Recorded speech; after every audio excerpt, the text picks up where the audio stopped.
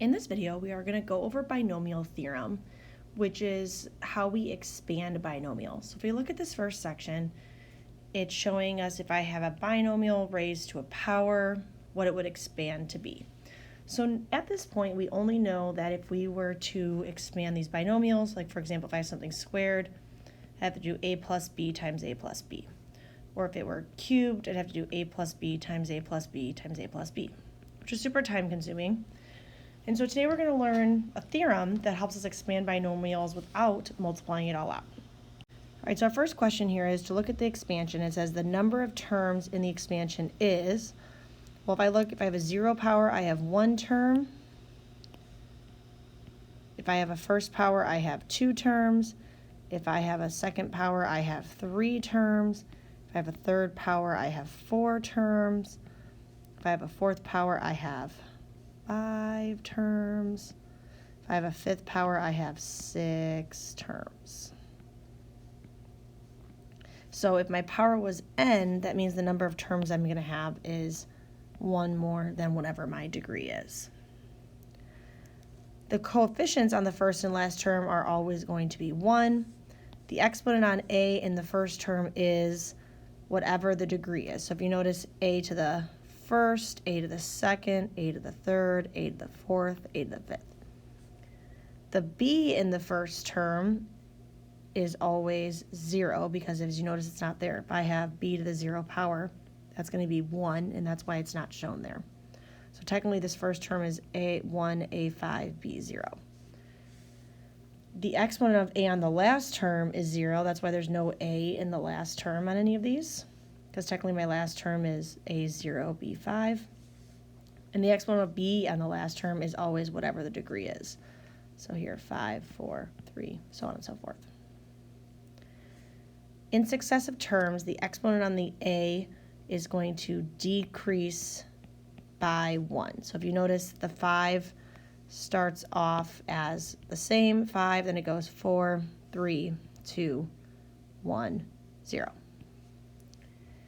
The exponents of b are going to increase by 1. So if you notice, it starts off with b to the 0, then b to the 1, b to the 2, b to the 3, b to the 4, b to the 5. A sum, meaning if you add a and b, is always going to add to your degree. So if you notice, 4 plus 1 is 5, 3 plus 2 is 5, 2 plus 3 is 5, 1 plus 4 is 5, so on and so forth. So the coefficients are displayed in a pattern. And if you notice, it's kind of a triangle pattern. So I'm going to start writing out the pattern, then we'll talk about how we get it.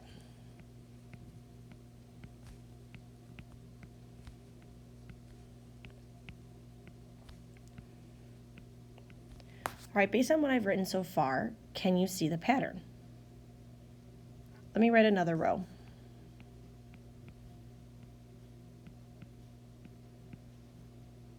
Can you see the pattern now?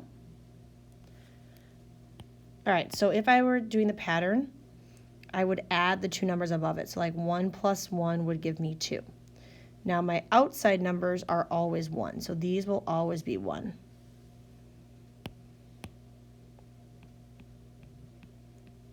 But my inside numbers come from adding the numbers above it. So for example, 1 plus 3 is 4. 3 plus 3 is 6. And again, 3 plus 1 is 4. So if I were trying to find this term, I would do 1 plus 4 is 5. 4 plus 6 is 10. 6 plus 4 is 10. And so on and so forth. So we'd add the numbers that are directly above it to get the number directly below it. And so these numbers represent our coefficients based on how we're expanding. So if I'm expanding to the 7th power, these would be my coefficients. 6th power, 5th power, so on and so forth. And this triangle is known as Pascal's triangle, and so we're going to use these numbers today to expand binomials. All right, so let's use Pascal's triangle to help us expand this first guy, a plus b to the 7th power. So if I go back and look at Pascal's triangle, I can see that my coefficients are going to be 1, 7, 21, 35, 35, 21, 7, 1. So those are my coefficients for my 8 terms. So my first term is going to have a coefficient of 1, and then I'm going to raise a to the 7th power and then b to the 0 power. Now the coefficient on my second term is going to be 7, and then my a is going to go down a power and my b is going to go up a power. The coefficient on my third term is going to be 21, and then we're going to follow the same pattern. My a is going to go down a power, my b is going to go up a power. 35, a 4, b 3, oops. And then 35 again, and I'm going to have a3, b4, and then I'm going to have 21, a2, b5, 7, a1, b6, and then 1, a0, b7. So notice my coefficients, or sorry, not my coefficients, my exponents always add to 7.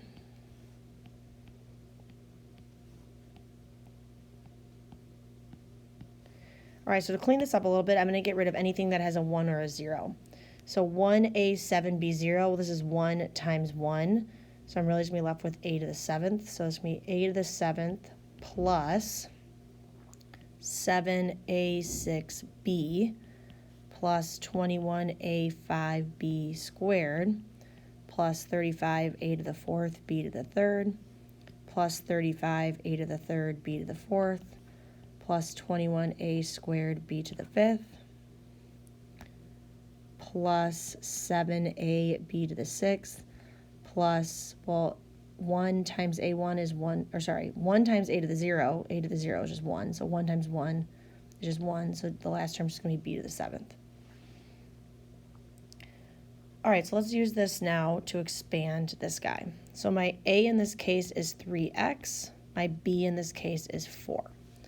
So I'm going to have, now I'm expanding with a 5th power. So if I look at my Pascal's triangle, my 5th power row would be 1, 5, 10, 10, 5, 1. So my first coefficient is 1, and then I'm going to take my a, which is 3 to the x, in parentheses and raise it to the 5th power, take my b and raise it to the 0 power. My next coefficient is the 5. My 3x is now going to go down a power, so raise to the 4th power, and my b is going to go up a power. And then I'm going to have 10. 3x is going to go down a power, b is going to go up a power. I'm going to have 10 again, 3x to the 2nd, 4 to the 3rd, and I'm going to have 5, 3x to the 1st, 4 to the 4th, and then 1, 3x to the 0, 4 to the 5th. All right, so now I have 1 times, well, 3 to the 5th, so if we have a 5th power on the outside, they're both, it's going to be 3 to the 5th power and x to the 5th power, so I'm going to have 1 times 3 to the 5th times x to the 5th times 1. So that's going to give me 243x to the 5th. Now for my next term, I'm going to have 5 times 3 to the 4th x to the 4th times 4. So 15 times 4 is, oh sorry, 3 to the 4th is 81. So 5 times 81 times 4 is going to give me 1,620x to the 4th, plus 10 times 3 to the 3rd x to the 3rd times 16. So 10 times 27 times 16 would give me 4,320x to the 3rd, plus 10 times 3 squared x squared times 64. So that's going to give me 5,760x squared. And then I'm going to have 5 times 3x times 4 to the 4th power is 256. So 3,840x. And then 1 times 3x to the 0 is 1 times 4 to the 5th power is 1,240. So 1,240. And so this would be my final expanded binomial. All right, let's try one more of these. So my a in this case is 2x. My b in this case is negative y squared. And I have a 4th power. So if I look back at my Pascal's triangle, my 4th power coefficients are 1, 4, 6, 4, 1.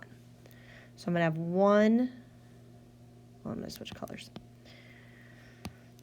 1 times a to the biggest power, so 4, and then b to the 0. And then I'm going to have 4a to a 1 less power and b to a 1 more power.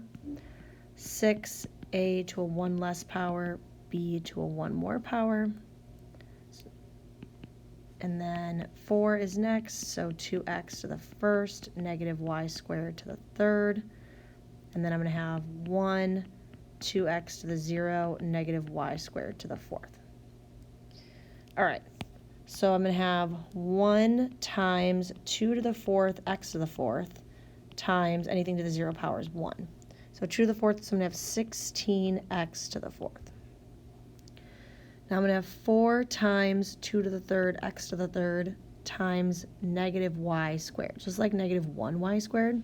So I have 4 times 8 times negative 1, so that's going to be negative 32, and then x3y squared. All right, so then I'm going to have 6 times 2 squared x squared, and then I have negative y squared squared. So when you square a negative, you get a positive y to the fourth, because we're going to multiply these exponents. So I have 6 times 4, so 24x squared y to the fourth. I'm going to have 4 times 2x times, well, I have negative y squared to the third power, so it's still going to be negative. Multiply those together, so I get y to the 6. So I have 4 times 2 times negative 1, which is negative 8xy6. And then I have 1 times 2x to the 0 is 1 times, well, anything negative raised to an even power is going to be positive y to the 2 times 4 is 8. So 1 times y to the 8th is just going to be y to the 8th. So this would be my fully expanded binomial. We're going to skip number 3 because we're not going to worry about anything with fractions. If you'd like to try number 3, feel free to check the answer on the notes key. Otherwise, if you need more notes, please continue on to the second binomial video.